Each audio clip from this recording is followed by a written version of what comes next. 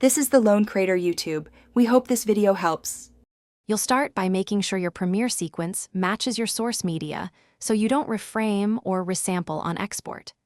Open sequence settings, verify frame rate and resolution, and enable maximum bit depth for color fidelity when required.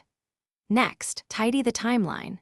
Mute or disable unused tracks and pre-render heavy effects with sequence render into out so the ProRes encode spends cycles on final frames rather than real-time effects calculation. Now export.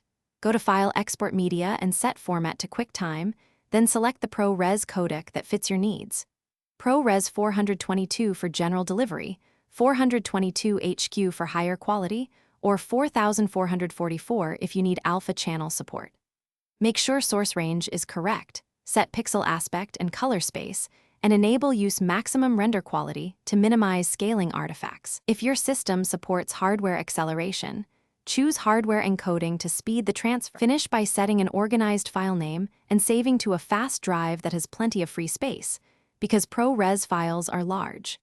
Queue and export, then verify the result in a color-managed player, checking waveform and frames for banding or artifacts.